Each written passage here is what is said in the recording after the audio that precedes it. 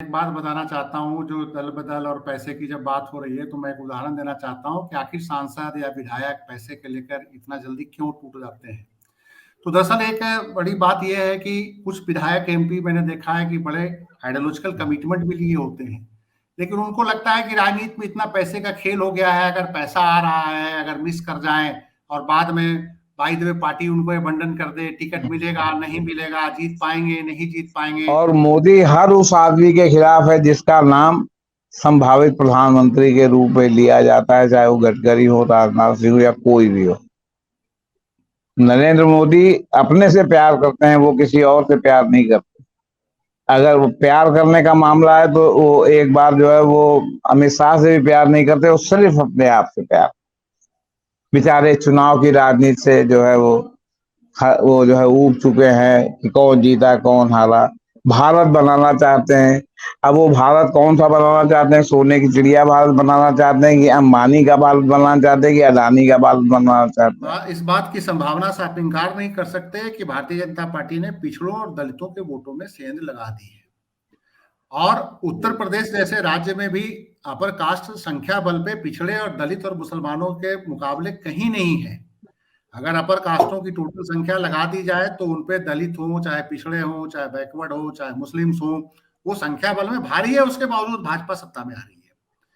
कुछ इसी तरह का प्रयोग बिहार में भी भारतीय जनता पार्टी करने की कोशिश में है। बिहार जो है by and large Dalit, OBC और मुस्लिम डोमिनेटेड है। और वहाँ जो सवर्ण लोग हैं वो सवर्ण लोगों में जैसे ब्राह्मण हैं, भूमिहार हैं, राजपूत हैं।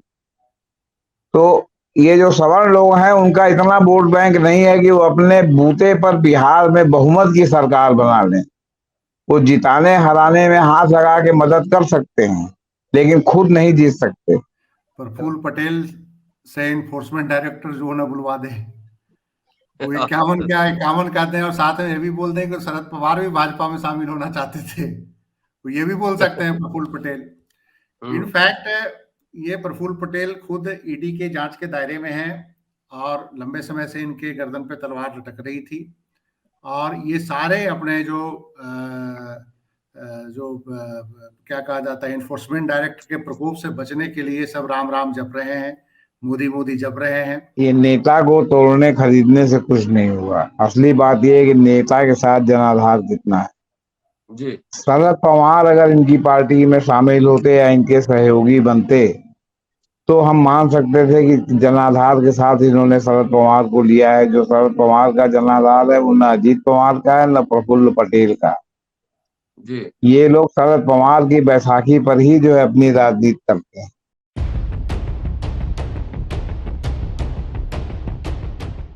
दुनिया की सबसे बड़ी पार्टी बीजेपी, दुनिया का सबसे बड़ा सांस्कृतिक संगठन आरएसएस, क्या इन्हें अब अपनी ताकत पर भरोसा नहीं है? तोड़ फोड़ कर ही सरकार बनाएंगे या चुनाव जीतेंगे? जी हाँ, बात कर रहा हूं महाराष्ट्र की। क्या राजनीतिक रूप से शरद पवार को निपटाए बगैर बीजेपी वहां चुनाव नहीं जीत सकती? क्या शिंदे पर भरोसा नहीं रहा? शिवसेना, उद्धव ठाकरे अब बीजेपी के साथ जाने के मूड में नहीं होंगे। बिहार में कौन हो सकता है कमजोर कड़ी? क्या अगला जो है दांव बीजेपी बिहार में खेलने वाली है, तोड़ फोड़ करने वाली है? आरसीपी की सिंह के थ्रू एक बार कोशिश हुई थी लेकिन वो सफल नहीं हो पाया है। नीतीश कुमार अभी तक तो लगता है कि महागठबंधन के साथ हैं। उन्होंने मीटिंग बुलाई थी पटना में 23 जून को। तो ये तमाम बातें समझनी है कि आखिर बीजेपी के अंदर, आरएसएस के अंदर क्या चल रहा है और तोड़ फोड़, खरीद फरोख्त की राजनीति से ही चुनाव जीते जाएंगे या अपने बल पे, अपने संगठन पर भरोसा है। दोस्तों, रतनलाल बोल रहा हूं और आप देख रहे हैं अम्बेडकर नामा। जेपी सिंह साहब और संजीव पांडे साहब हमारे साथ हैं, दोनों वरिष्ठ पत्रकार हैं। जेपी सिंह साहब वकील भी हैं, कानूनी दांव पेच भी जानते हैं। संजीव जी लेखक भी हैं। बात करेंगे इस चर्चा पे कि अगला निशाना किधर, अगला शिकार कौन? क्या बिहार में होगी तोड़ फोड़ की राजनीति? स्वागत है सर आप दोनों का। जी नमस्कार। संजीव जी, जी इनिशियल बैकग्राउंड हमने बना दिया है।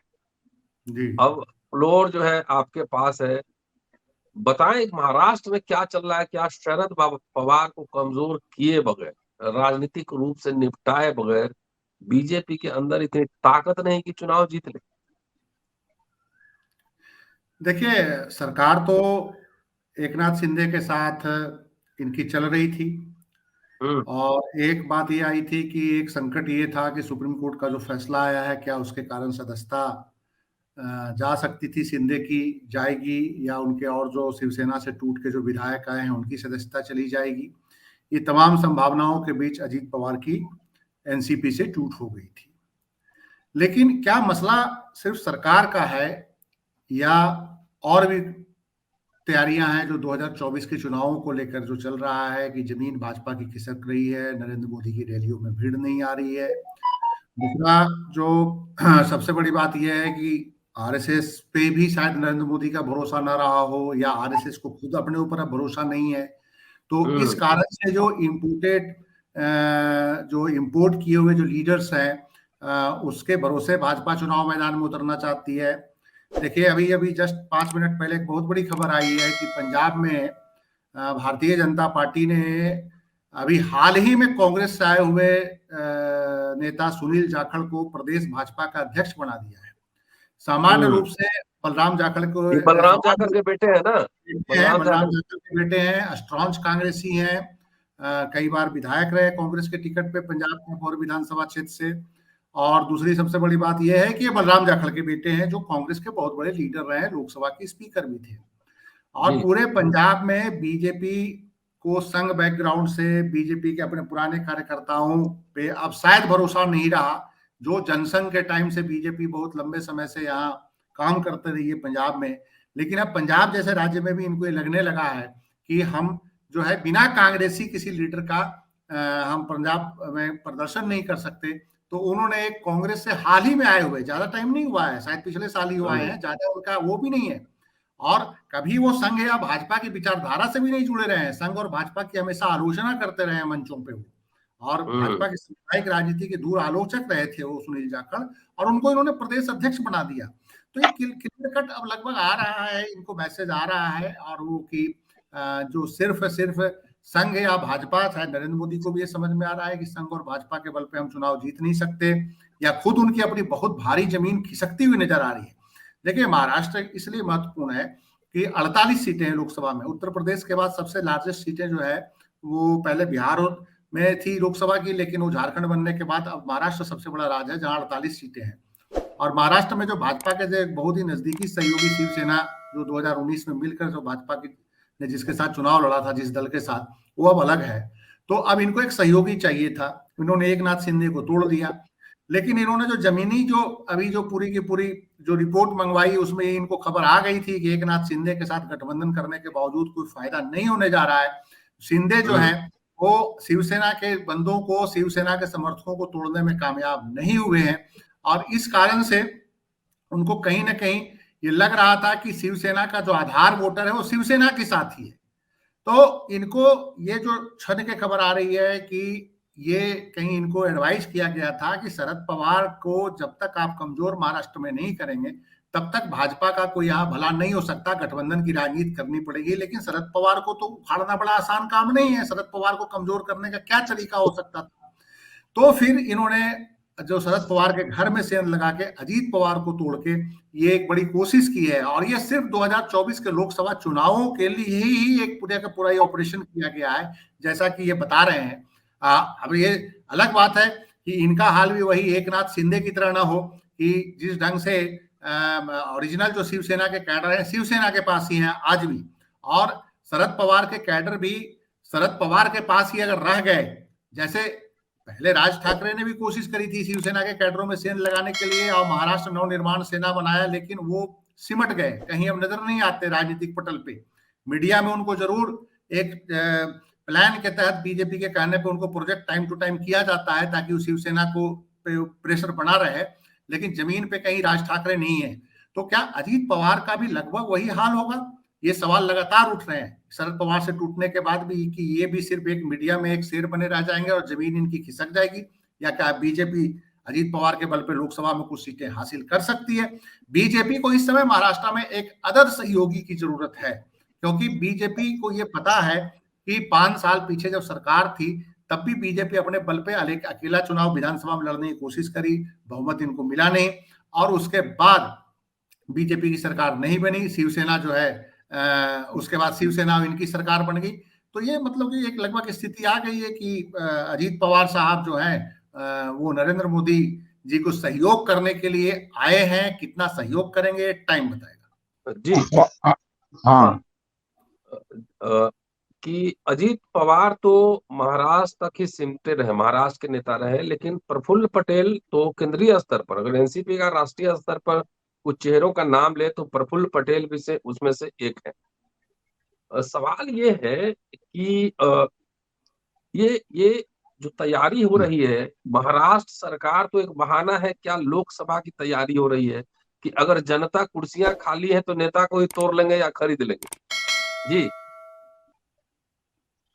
देखिए, ये नेता को तोड़ने खरीदने से कुछ नहीं हुआ। असली बात यह है कि नेता के साथ जनाधार कितना है। जी शरद पवार अगर इनकी पार्टी में शामिल होते या इनके सहयोगी बनते तो हम मान सकते थे कि जनाधार के साथ इन्होंने शरद पवार को लिया है। जो शरद पवार का जनाधार है वो न अजीत पवार का है न प्रफुल्ल पटेल का। जी ये लोग शरद पवार की बैसाखी पर ही जो है अपनी राजनीति करते हैं। इनका अपना जो है वो क्या कहते हैं, कोई इनके पास जमीन नहीं है। देखिए, अब शिकायत हो गई है, स्पीकर साहब कह रहे हैं हम इस पर विचार करके ये करेंगे वो करेंगे। सुप्रीम कोर्ट ने 2020 में कीसम मेघचंद्र सिंह केस में एक फैसला दिया था कि 3 महीने के अंदर स्पीकर इस पे डिसाइड कर लेंगे ये जो अयोग्यता का मामला है। जी हाँ, कोई अपवाद स्वरूप मामला हुआ तो उसमें इसको शिथिल किया जा सकता है, लेकिन फिर अपवाद स्वरूप मामले को तो आपको कोर्ट को बताना पड़ेगा कि इसमें ये अपवाद है जिसके कारण हमको इतना दिन और लग गया या क्या लग गया। इसलिए अब एक एक दिन जैसे जैसे बीतता जा रहा वैसे वैसे स्पीकर पर सवाल उठने शुरू हो गए, क्योंकि कल स्पीकर साहब नए मुख्यमंत्री से मिलने गए थे और वहां पर ऑलरेडी शिंदे साहब भी थे, फडणवीस भी थे, नए मुख्यमंत्री से मिलने गए थे अजीत पवार के घर, तो वहां ये लोग भी सब थे। या फडणवीस के यहाँ ये लोग गए हुए थे, वो भी स्पीकर साहब भी आए थे।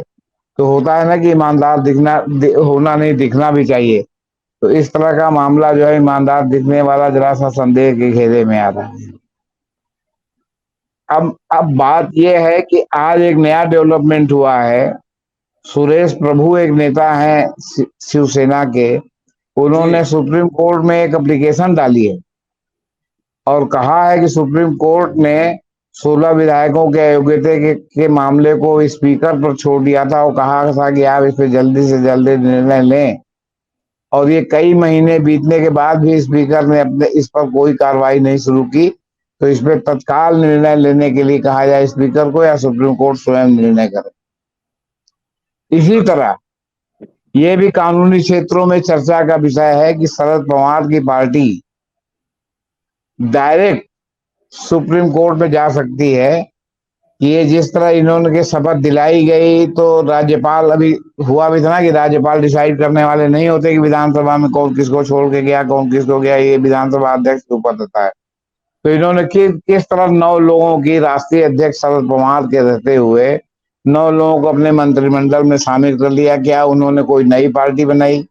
क्या उन्होंने अपना मर्जर बीजेपी में कर लिया या शिंदे ग्रुप में कर लिया? तो ये इस पर भी बहुत जल्दी सूत्रों का ये कहना है, या जब कानूनी हल्के में ये जो बहस चल रही है उसमें ये भी चल रहा है कि शरद पवार खुद ही इस मामले में जो है शरद पवार की पार्टी सुप्रीम कोर्ट जा सकती है।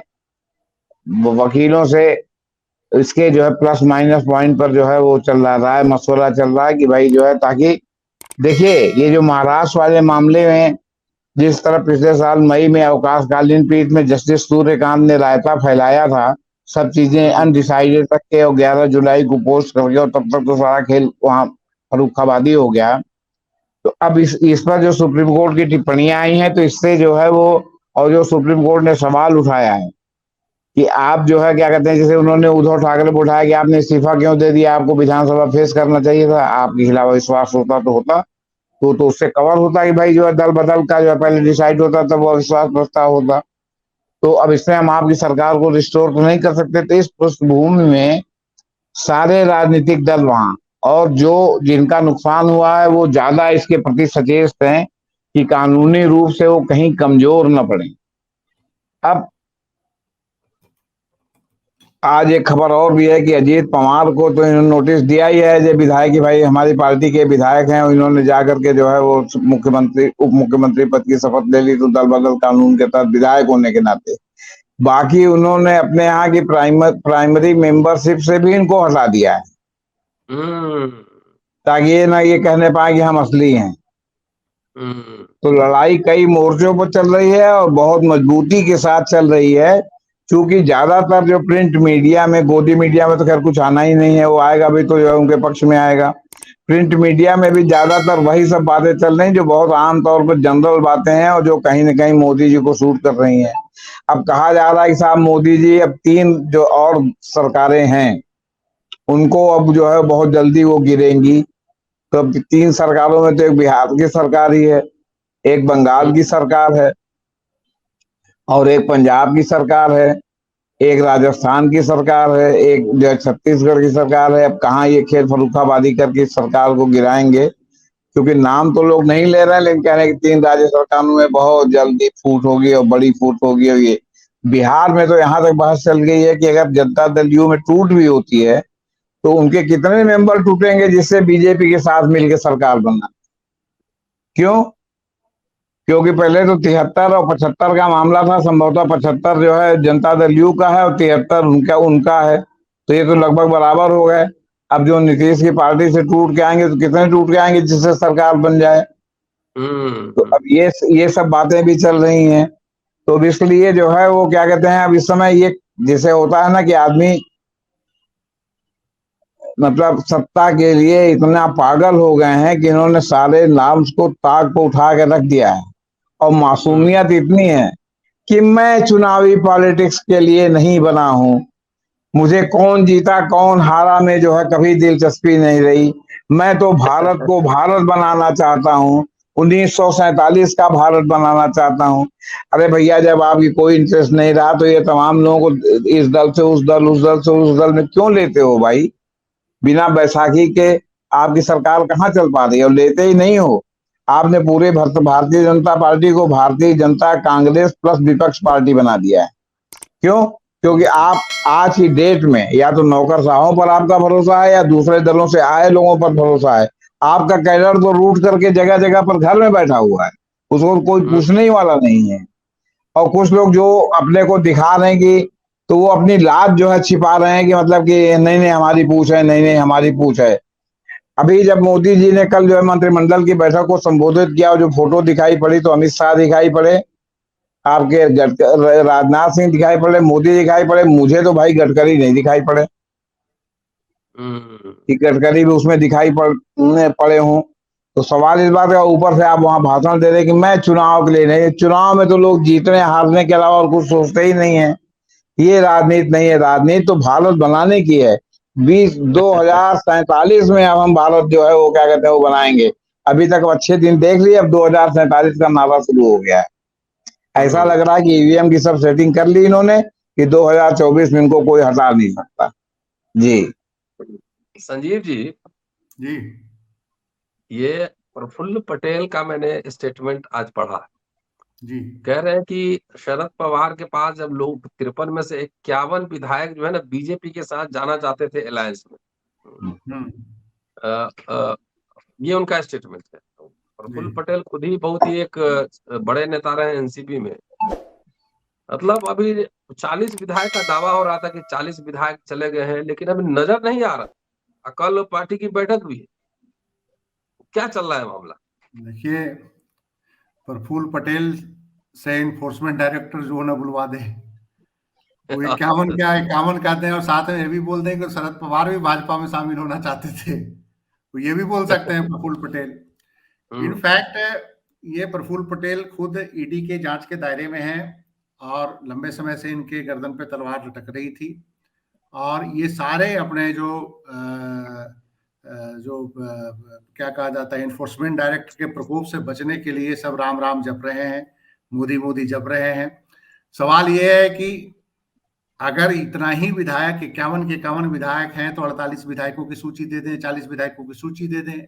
अभी तक कोई सूची नहीं आई, ना इन्होंने गवर्नर को कोई सूची दी है कि इतने विधायक हमारे साथ हैं। इवन कि 1-2 विधायक जो वहां गए थे, वो जो राजभवन में देखे गए थे, शरद पवार के पास ही तुरंत पहुंच गए थे। तो अगर सारे विधायक हैं, देखिए एकनाथ शिंदे ने जब रिवोल्ट किया था तो वो विधायक सारे नजर आ रहे थे। कुछ अहमदाबाद में थे विधायक, फिर उसके बाद गुवाहाटी में गए काफी सारे विधायक, तो विधायकों की संख्या दिख रही थी, शकल दिख रही थी। लेकिन अजीत पवार वो विधायकों की शकल नहीं दिखा पा रहे हैं, उनकी सूची भी नहीं दिखा पा रहे हैं। तो मेरा ये मानना है कि ये जस्ट एक मतलब कि वो है एक अपने तरफ से जो एक होता है साइकोलॉजिकल वार होता है, और प्रफुल्ल पटेल जो है वो अपनी जान बचाने के लिए बहुत कुछ बयान देंगे। सवाल ये नहीं है, सवाल ये है कि अगर शरद पवार भारतीय जनता पार्टी में अगर 50 विधायक उनके चाहते, तो मुझे नहीं लगता कि शरद पवार इतने कच्चे खिलाड़ी थे कि वो उन विधायकों को कहते कि आप हमारे खिलाफ ही रिवोल्ट करके चले जाओ, और अगर खुद भी वो जाना चाहते तो वो समझौता भी कर सकते थे। समझौता तमाम लोग कर भी रहे हैं भारतीय जनता पार्टी के साथ, ऐसे ऐसे तमाम दलों ने समझौता किया है। अभी भी लोग कई दल जो है जो 1990 से भाजपा विरोधी खेमे में थे, अपने आप को सेकुलर करते थे, लेकिन अपने आप को अभी न्यूट्रल में रख के वो बीजेपी के साथ ही है। जगनमोहन रेड्डी है, कांग्रेस से आए, कांग्रेस के एक नेता के बेटे हैं जगनमोहन रेड्डी। वैसे ही नवीन पटनायक साहब हैं उड़ीसा वाले, जो जनता दल के से निकले हुए हैं, इनके फादर बीजू पटनायक जनता दल के नेता थे। और तो और नीतीश कुमार भी थे। नीतीश कुमार तो बहुत लंबे समय तक भाजपा के सहयोगी रहे हैं। तो भाजपा कोई अछूत पार्टी तो है नहीं कि शरद पवार को अगर समझौता करना होता तो कर सकते थे, उनको कोई दिक्कत नहीं थी। तो ये जो पूरा है ना, इसमें तो सारा कुछ अब समझ में आ रहा है कि शरद पवार को बहुत ही तरीके से चोट पहुंचाने की कोशिश की गई है, और उस चोट पहुंचाने की कोशिश के बावजूद अभी जो है विधायकों ने अपना कोई बहुत ज्यादा पत्ता खोला नहीं है, वो 2 दिन में क्लियर हो जाएगा। लेकिन ये भी नहीं क्लियर हो रहा है कि अजीत पवार के साथ 40 विधायक हैं। हमें तो ये समझ में आ रहा है कि अजीत पवार के पास वही अभी 9 ही विधायक हैं, जिसमें से 8 या 9 जो मंत्री बने हैं, बाकी तो और कोई खुल के आया नहीं है। इधर एक और समस्या खड़ी हो गई है, एकनाथ शिंदे के साथ जो विधायक जो मंत्रिमंडल विस्तार में इंपॉर्टेंट पोस्ट चाह रहे थे, जिनको मंत्रिमंडल विस्तार में जगह चाहिए था, वो सारा हिस्सा तो ये ले गए अपने अजीत पवार के साथ आए हुए विधायक।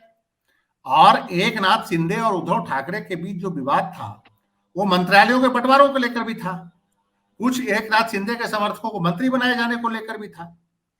तो वो तो इसी लोभ में पार्टी तोड़कर आए थे कि इधर आएंगे तो सारे मंत्री बन जाएंगे।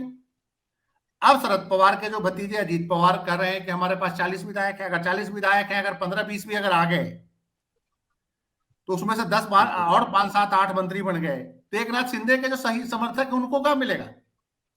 और वो अब ये इस पर चिंतन शुरू हो गया है कि वो विधायक कहीं वापस उद्धव ठाकरे कैंप में ना चले जाएं, क्योंकि उन विधायकों को भी अब लगने लगा है कि बीजेपी के साथ रहकर कोई टिकट की भी गारंटी नहीं है और बीजेपी के साथ रहकर जीत की भी गारंटी नहीं है। ठाकरे के साथ जाने पर जीत की गारंटी हो सकती है, क्योंकि निचला कैडर का भी अब उन्होंने सारा सिस्टम, जो विधायक एकनाथ शिंदे के साथ गए थे, जब वो अपने इलाके में निचला जो शिवसेना के कैडर के माहौल को देखने के बाद उनमें कहीं ना कहीं अपने गलती का एहसास हो रहा है कि हमने उद्धव ठाकरे को और बाल ठाकरे के जो परिवार को छोड़ के गलती करी है। तो ये एक बड़ी असमंजस की स्थिति है, और इसके बीच जनता के बीच टोटल मैसेज भी जा रहा है कि आखिर भारतीय जनता पार्टी ने भारतीय राजनीति में वो स्थिति पैदा कर दी जो पिछले 70 सालों में नहीं हुआ था। भजनलाल इसके लिए बदनाम थे, आया राम गया राम की राजनीति हरियाणा में शुरू हुआ था, दल बदल उसके बाद कई बार हुआ, लेकिन इस लेवल पे दल बदल इस तरीके से होगा कि बिना राष्ट्रपति शासन लगाए ही विधायकों को इस्तीफा दिलवा के, विधायकों को दोबारा टिकट देके, विधायकों को संख्या तोड़ने के बाद स्पीकर को मैनेज करके सरकार बनाने का, और इस ढंग से पैसे बांट के सरकार गिराने का खेल, तो भारतीय राजनीति में शायद इतना गंदा, मतलब कि गंदी स्थिति कभी पैदा नहीं हुई थी जो अब पैदा हो गई है। और ये जनता में एक मैसेज जा रहा है, ऐसा नहीं है कि इस चीज को बहुत इनको लाभ मिलने जा रहा है। जनता इस बात को समझ रही है कि किस ढंग से हमारे चुने हुए प्रतिनिधि कैसे बिक रहे हैं, हमारे चुने हुए प्रतिनिधियों को कहां से पैसा लाके खरीदा जा रहा है। तो कहीं ना कहीं जनता भी अपने आप को ठगा हुआ महसूस कर रही है कि ये क्या कर रहे हैं। जो नरेंद्र मोदी तमाम बड़े बड़े लंबे बातें 2014 में करते थे, वो किस स्तर की राजनीति अब इस देश के अंदर कर रहे हैं, ये जनता को अब समझ में धीरे धीरे आ रहा है। कर्नाटक में इसका जवाब मिला। शायद नरेंद्र मोदी खुद चुनाव कैंपेन करने गए थे और लास्ट में जब बजरंगबली का जब सहारा लिया, तो उसके बावजूद जब कर्नाटक की जनता ने उनको इतना बड़ा इतनी बड़ी मतलब कि हार दी भारतीय जनता पार्टी को, उसके बावजूद अगर इनको समझ में नहीं आ रहा है कि इस जोड़ तोड़ की राजनीति, कर्नाटक में तोड़ की सरकार बनाई गई थी येदियुरप्पा की, आपको याद होगा, स्वामी और बीजेपी की सरकार, कांग्रेस की सरकार थी। भाजपा ने एंटी डिफेक्शन वहां पे करवा के तोड़ करोड़ करके सरकार येदियुरप्पा की बना दी। इस बार जनता ने उसको इतना अच्छा मैंडेट दे दिया कि कोई मार्जिन पे है ही नहीं, 136 विधायक तोड़ बना जिता के दे दिए। यानी जनता ने पसंद नहीं किया बीजेपी की इस राजनीति को, क्योंकि जनता समझ गई कि पहले विधायकों को पैसे बल पे तोड़ा गया और उसके बाद जनता को लूटा गया पूरे 4 साल 3 साल, जितनी भाजपा की सरकार रही, जम के लूटा गया पूरे स्टेट में। जनता ने इनको सबक सिखा दिया। तो यही हाल मध्य प्रदेश में होना है, चाहे वो जितना नरेंद्र मोदी जी वहां घूम ले। मध्य प्रदेश में भी बीजेपी बहुत बुरी तरह से हारने जा रही है। तो ये आखिर इनको ये समझ में नहीं आ रहा है, ये बौखलाहट की राजनीति है, मुझे समझ में आ रहा है। कहीं ना कहीं अब इनको समझ में आ गया है कि जमीन तो हमारी खिसक गई है, अब मैनेजमेंट से कैसे हम चुनाव जीत सकते हैं, बदमाशी से कैसे चुनाव जीत सकते हैं, गुंडागर्दी से हम कैसे चुनाव जीत सकते हैं, अब इस पे ही आ गए हैं। अभी आप बिहार की बात कर रहे थे, बिहार पे शुरू करता हूँ। जेपी सर से पहले लेता हूँ। जेपी सर बिहार के हैं, आप भी बिहार के ही हैं। जेपी सर, आप लंबे समय से कवर कर रहे हैं, राजनीति को नजदीक से देख रहे हैं, और मुझे लगता है कि बिहार जो है ना, बीजेपी के लिए बहुत बड़े प्रतिष्ठा का प्रश्न है, नाक का प्रश्न है। कितना चाह के भी, इतने ताम जाम लगा के भी वो कभी बिहार में अपने बल पर सरकार नहीं बना पाई। कल हमने देखा है कि फिर लालू प्रसाद यादव और उनके बेटे पे सीबीआई ने चार्जशीट दायर किया। तो बिहार में फिर ईडी सीबीआई का खेल इलेक्शन से पहले शुरू होगा। अगर होगा तो क्या जेडीयू आरजेडी में, कांग्रेस में कौन हो सकता है कमजोर करी जो वहां से भागे? जी, मेरे हिसाब से तो भाई कोई कमजोर कड़ी नहीं, कांग्रेस से तो भागने का सवाल ही नहीं है। नीतीश कुमार को ही, चूंकि कई बार इधर से उधर से इधर कर चुके हैं, तो नीतीश कुमार के ही बारे में बहुत से लोगों को या राजनीतिक पंडितों को शंका होती है। देखिए, बिहार जो है by and large Dalit, OBC और मुस्लिम डोमिनेटेड है। और वहाँ जो सवर्ण लोग हैं, वो सवर्ण लोगों में जैसे ब्राह्मण हैं, भूमियार हैं, राजपूत हैं। तो ये जो सवर्ण लोग हैं, उनका इतना वोट बैंक नहीं है कि वो अपने बूते पर बिहार में बहुमत की सरकार बना लें। वो जिताने हराने में हाथ लगा के मदद कर सकते हैं, लेकिन खुद नहीं जीत सकते। रामविलास पासवान के बारे में कहा जाता है कि वो जो है, वो क्या कहते हैं, सवर्णों के ही समर्थन से जीतते थे, सवर्ण उनको जिता सकते थे, लेकिन वो खुद चाहे कि हम अपना कैंडिडेट खड़ा करके जीत जाए तो वो नहीं जीत सकते। ये वहां की जमीनी हकीकत है। अब बाकी लालू प्रसाद यादव जिस तरह जो है नीतीश बाबू के अलग होने के बाद भी जिस तरह अपने बलबूते पर लगातार जो है वहां बिहार में सरकार बनाते रहे, अब वो दूसरी बात है कि उनके कुशासन से या राबड़ी देवी को आगे करने से लोग वहां पर बिदक गए। क्योंकि अब राबड़ी देवी को जो उन्होंने आगे किया, तो उस आगे करने में ये हुआ, उसमें बिहार की ये किरकिरी हुई कि एक निहायत ही निरक्षर महिला को जो है उन्होंने बिहार का मुख्यमंत्री बना दिया, और परोक्ष रूप से सारे उसकी सत्ता की कमान अपने हाथ में रख के खड़ाऊ सरकार चलाते रहे। अब उसमें नीतीश कुमार आ गए, नीतीश कुमार उनके साथ मिल गए, कुछ ईवीएम का भी खेल हो गया। अगर ये सब ईवीएम वगैरह का खेल नहीं होगा तो बिहार जो है वो भाजपा के हाथ से जा रहा है। अगर कुछ लोगों को तोड़ के अपने में शामिल भी कर लेंगे तो भी मुझे उनकी सरकार बनती नजर नहीं आती, क्योंकि उनको नहीं तो कम से कम 45 से 50 एमएलए की जरूरत पड़ेगी सरकार बनाने के लिए। तो 35 से 50 एमएलए किस पार्टी से इतने संख्या में टूटेंगे, क्योंकि जीतन मांझी की पार्टी में 5-6 ठो हैं, और इसी तरह जो छोटी छोटी पार्टियां इक्का दुक्का वाली हैं, तो इस तरह इतना बल्क में जो है टूटेगा कि नहीं टूटेगा, तो उनकी सरकार बनेगी कि नहीं बनेगी ये नहीं कहा जा सकता। इसलिए बिहार का मामला ये है। देखिए, सुप्रीम कोर्ट ने जब महाराष्ट्र वाला मामला आया था तो एक और बहुत ही तगड़ा ऑब्जर्वेशन किया था। सुप्रीम कोर्ट ने कहा विधानसभा अध्यक्ष और 16 विधायकों का मामला छोड़ दिया था, लेकिन साथ में जल्दी फैसला लेने के लिए साथ में कहा था कि पार्टी में बंटवारा अयोग्यता की कार्रवाई का आधार नहीं हो सकती। मतलब आप कहें कि पार्टी में बंटवारा हो गया, ये हो गया, अयोग्यता की कार्रवाई अगर 10 शेड्यूल से चलेगी तो उसी तरह चलेगी कि 2/3 टूटा कि नहीं, और 2/3 टूटा तो किस पार्टी में उसने अपने को मर्ज किया। ये कहना कि हमारी असली पार्टी है, ये सब जो है कोर्ट में चलता नहीं है। हाँ, अगर जो है वो समान वैचारिक आधार वाले जो है जज हो तो हो सकता है कि इसको माने, लेकिन अभी तो हमें नहीं लगता कि ये मामला जो है सुप्रीम कोर्ट में चलेगा।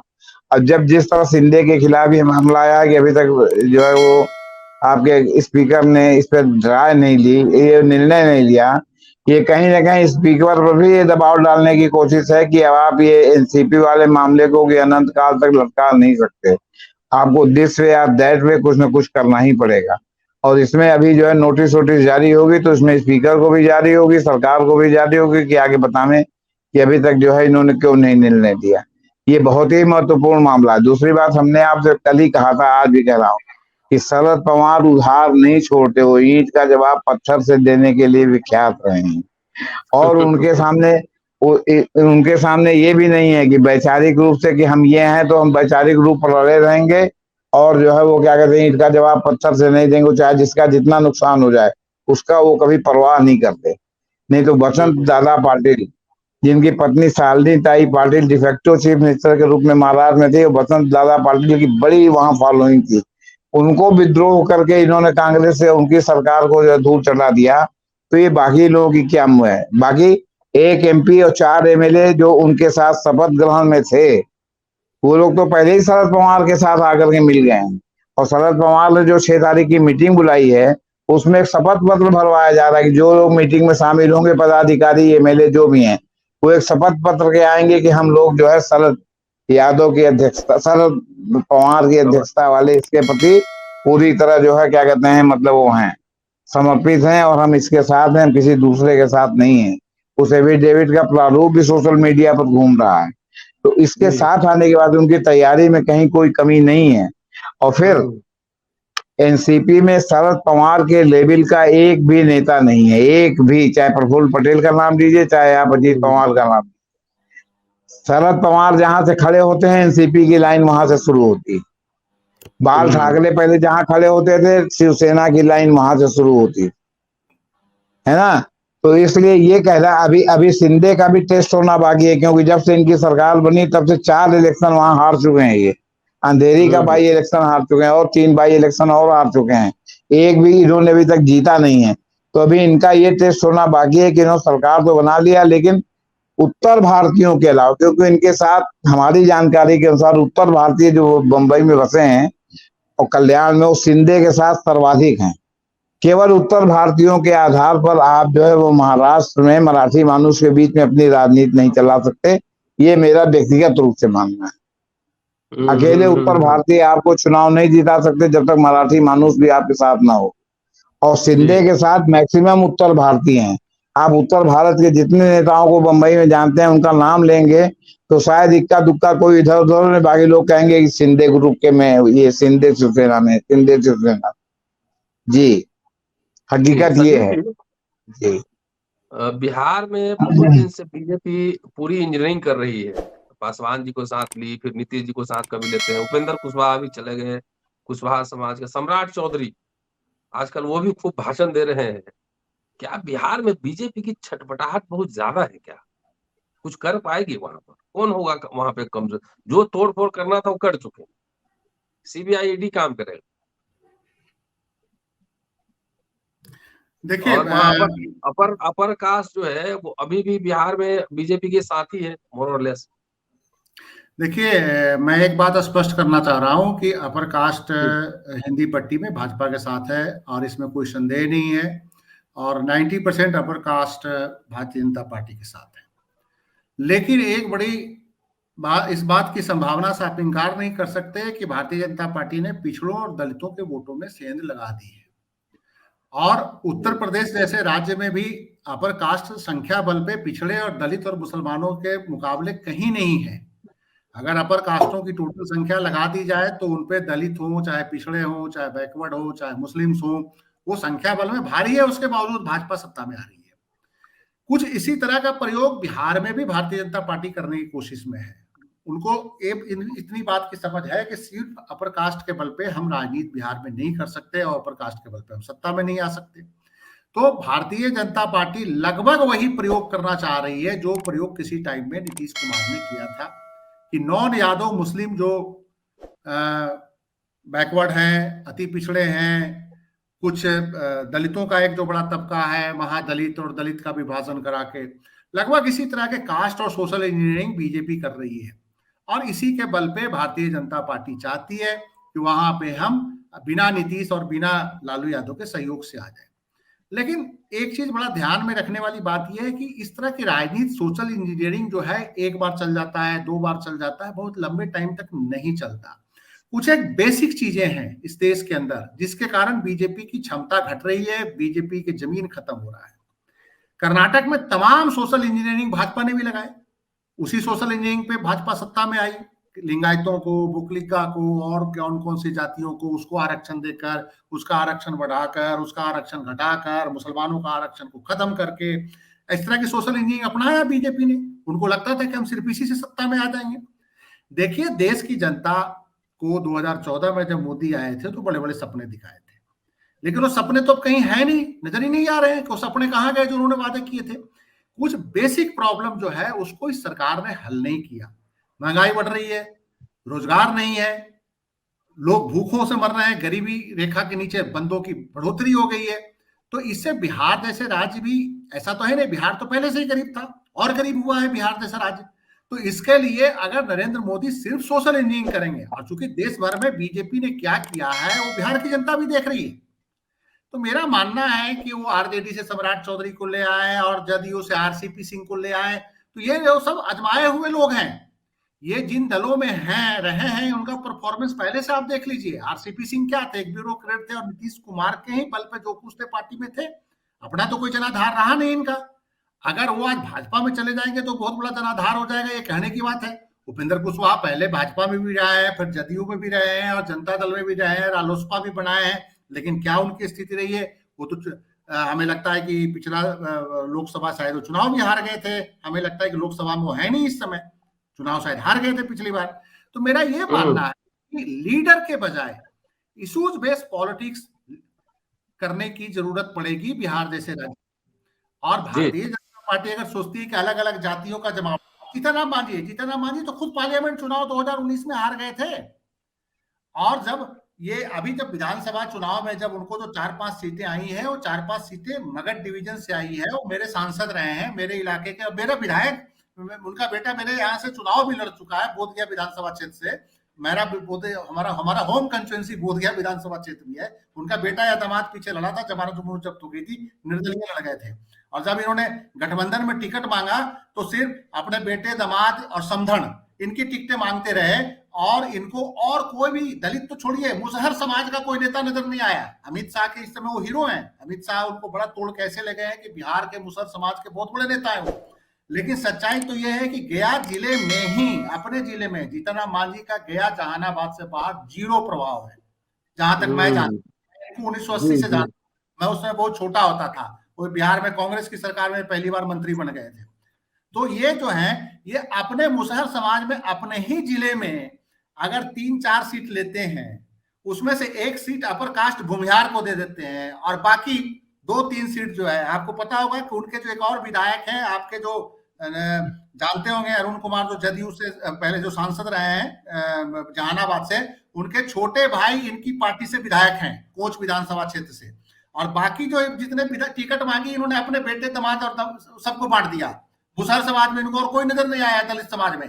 तो ये जो इस तरह के जो सिंबॉलिक राजनीति हो रही है कि जीतनराम मांझी को तोड़ देने से क्या सारे मुसहर उनके साथ आ जाएंगे, ये जो भाजपा की जो जमीन जो राजनीति, सम्राट चौधरी को अगर भाजपा में वो ले आए हैं तो क्या सारा कुशवाहा समाज इनके साथ आ जाएगा, सम्राट चौधरी के साथ आ जाएगा? ये एक इंपॉर्टेंट इशू है कि भाजपा है सोशल इंजीनियरिंग जो नेताओं के माध्यम से कर रही है, जातियों के नेताओं को इकट्ठा कर रही है, कर्नाटक में जैसे कैंपा घोड़ा का मूर्ति लगा दिया, तो जैसे सारे लगा कि जितने बोकलिग्गा हैं सिर्फ कैंपा घोड़े की मूर्ति से खुश हो जाएंगे। किसी जैन तीर्थंकर के मूर्ति लगा दिया तो सोचे कि सारे जैनी जो है भाजपा को वोट दे देंगे। लिंगायतों के एक बहुत बड़ा 200 फीट के लिंगायतों के कोई गुरु थे, उनका मूर्ति लगा दिया, लगा कि सारे लिंगायत वोट दे देंगे। ये राजनीति गए दिन लद गए हैं उसके, लोगों के कुछ बेसिक है, रोजी रोटी का भी मसला है, अगर वो हल नहीं करेंगे। और ये जो दलित समाज के, पिछड़ी जातियों के या ऊंची जातियों को जो सो कॉल्ड लीडर हैं, इन नेताओं का भी वोट बैंक बहुत लंबे समय तक नहीं रहना। नहीं ये टिका गया। इनको समझ में आ गया है कि ये जो है अपनी दुकान चला रहे हैं, अपने जाति को सिर्फ बेच रहे हैं। जी, चलते चलते जेपी सर, लखनऊ और दिल्ली के बीच कुछ ठीक ठाक है सर?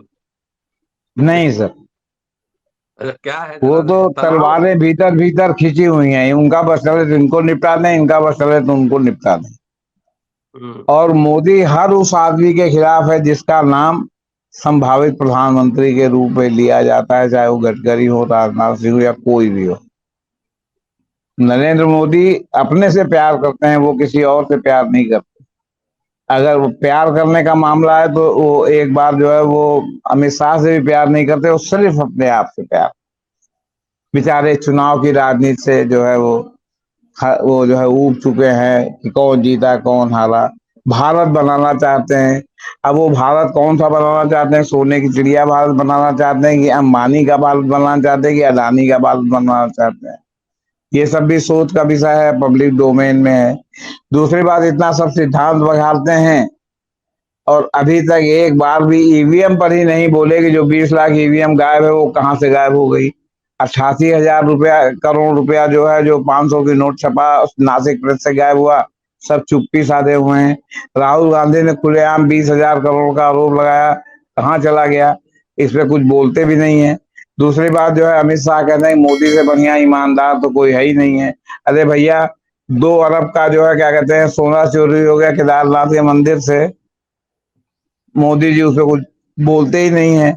ईडी उस पर कोई कार्रवाई नहीं करती है।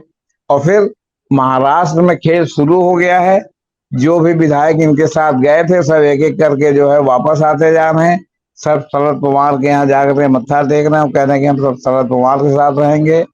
और ये इस सब के पीछे और जो भी हो, वो अच्छी तरह जानते हैं कि शरद पवार के पास तो वोट बैंक कुछ है भी, अजीत पवार के पास शून्य है, वो भी शरद पवार पर ही निर्भर है चुनाव जीतने के। तो ऐसी स्थिति में जो है क्या कहते हैं अजीत पवार के साथ जा करके हालागिरी करेंगे। हाँ, पैसे का खेल है भाई, पैसा पकड़ सकते हैं, पैसे के खेल में बहुत लोग बिक जाते हैं और सोचते हैं कि अब तुम चुनाव जीतेंगे, जो माले मुफ्त दिले बेराम जो मिल रहा है गुरु जी को लेकर सटक लो। तो ये सब मामले सब हैं सर। दूसरी बात यह कि मोदी जी के आदर्श नरसिम्हा राव हैं, कई बार ये नरसिम्हा राव की तारीफ कर चुके। तो मुझे लगा कि नरसिम्हा राव की तारीफ ये क्यों कर रहे हैं, तो तब मुझे 2-3 बातें समझ में आई जो मैं बताना चाहता हूँ। एक तो इसलिए कर रहे हैं क्योंकि नरसिम्हा राव ने धर्मनिरपेक्ष अपने को बनते हुए बाबरी विध्वंस करा दिया, जो है आपका क्या कहते हैं अयोध्या में। अपने सेंट्रल फोर्सेस को इजाजत ही नहीं दी कि वो अपना कैंप छोड़कर हटें या जो लोग तोड़ रहे हैं उनके ऊपर कोई कार्रवाई करें। आपने 100 कार फू करके आपने सेंट्रल फोर्सेस भेज तो दिया, लेकिन वो दंतहीन, नखहीन, विषहीन तो करेगी क्या? वो फुकार भी नहीं सकती। और दूसरा, वो नरसिम्हा राव थे जिन्होंने अपनी माइनॉरिटी गवर्नमेंट को झारखंड मुक्ति मोर्चा के 4 सांसदों को उस समय 40-40 लाख रुपया, अभी होता तो हो सकता है वो 40-40 करोड़ होता या 400 करोड़ होता है एक जने को। 40-40 रुपया वो भी बैंक खाते में सीधे डलवा के, वो लोग डरते भी नहीं थे कि हम पैसा कहाँ से ले, बैंक खाते में, जो कि बाद में काफी स्कैंडल भी बना, डलवा के उन्होंने ले लिया। तो मोदी जी भी इसी लाइन पे चलते हैं, पैसा दो, विधायकों को खरीद लो, मंत्रियों को खरीद लो, उनसे इस्तीफा दिलवा दो, टिकट देंगे, जीतेंगे तो बड़ी अच्छी बात है, नहीं जीतेंगे तो देखा जाएगा। अभी तो फिलहाल अगले की सरकार चली गई। जी। ये काम वो हर जगह करते हैं। ये काम झारखंड में भी करने की कोशिश की गई, पकड़ गया पैसे के साथ तो सारा मामला वहां फिजिल आउट हो गया। मध्य प्रदेश में आप देख ही रहे हैं, राजस्थान में इन्होंने बहुतेरी कोशिश की लेकिन वो जो है इनके झांसे में नहीं आया, सचिन पायलट। अब राजस्थान में देखिए, इन्होंने बहुत कोशिश की कि वसुंधरा राजे को माइनस कर दें। हमेशा उनके पैरेलल जो राजनीति करने वाले लोग हैं उनको ये प्रदेश अध्यक्ष वगैरह वगैरह बनाते रहे, लेकिन अब इनको पता चल गया कि वसुंधरा राजे अगर नहीं रहेंगी तो 10 सीट भी आना हमको मुश्किल है। तो अब वसुंधरा राजे के पाले में बैठ गए हैं और वसुंधरा राजे के जितने भी विरोधी हैं सबको इन्होंने संगठन से बाहर किया है। किसी के भी कोई से नहीं है, आप समझ लीजिए। तो जो लोग इनके साथ जा रहे हैं वो ये भी नहीं देख रहे कि जो इनके साथ जाते हैं वो इनको अपने से प्यार करने के कारण उनकी बलि देने में मिनटों सेकंडों भी नहीं लगता जी। ये नहीं है कि उनके साथ चले गए तो ये वो उनके लिए वो खड़े रहेंगे। हाँ, तात्कालिक रूप से आपका जो है NIA, आपका PMLA, ये सब मामले से हो सकता है वो बच जाए, लेकिन बाकी खड़े नहीं रहेंगे। और वो गड्ढे में गिरेगा तो उसको हाथ थाम के कोई बचाने वाला भी नहीं रहेगा। जी जी, शुक्रिया आप दोनों का। और जी संजीव जी, मैं एक बात बताना चाहता हूँ, जो दल बदल और पैसे की जब बात हो रही है तो मैं एक उदाहरण देना चाहता हूँ कि आखिर सांसद या विधायक पैसे के लेकर इतना जल्दी क्यों टूट जाते हैं। तो दरअसल एक बड़ी बात यह है कि कुछ विधायक MP मैंने देखा है कि बड़े आइडियोलॉजिकल कमिटमेंट भी लिए होते हैं, लेकिन उनको लगता है कि राजनीति में इतना पैसे का खेल हो गया है, अगर पैसा आ रहा है, अगर मिस कर जाएं और बाद में बाय द वे पार्टी उनको अबंडन कर दे, टिकट मिलेगा नहीं मिलेगा, जीत पाएंगे नहीं जीत पाएंगे। जैसे मुझे याद है कि अटल बिहारी वाजपेयी की सरकार, एक बार याद है आपको कि 1 वोट से या 2 वोट से गिर गई थी 1998 में। एक वोट। हाँ, तो जब 1 वोट से बहन मायावती के वोट। हाँ, तो वो उस समय क्या हुआ था कि उस समय एक हमारे गया के सांसद होते थे कृष्णा चौधरी, तो उनका टिकट बाद में बीजेपी ने काट दिया था। तो एक बार वो मुझे दिल्ली में मिल गए, जब उनका टिकट कटा था तो मिल गए, तो वो मतलब कहने लगे, बड़ा पछता रहे थे, कहते थे कि देखिए जनाब की अगर जब सरकार जब गिरी थी तो सांसद थे, हमारे गया से सांसद थे उस समय, तो वो कहने लगे कि अगर उस सरकार के दौरान मुझे भी 5 करोड़ रुपए का उस जमाने में ऑफर था, और अगर मैं 5 करोड़ लेके अगर अटल बिहारी वाजपेयी के खिलाफ अगर वोट दे दिया होता तो कहता है कि मेरा क्या बुरा होता।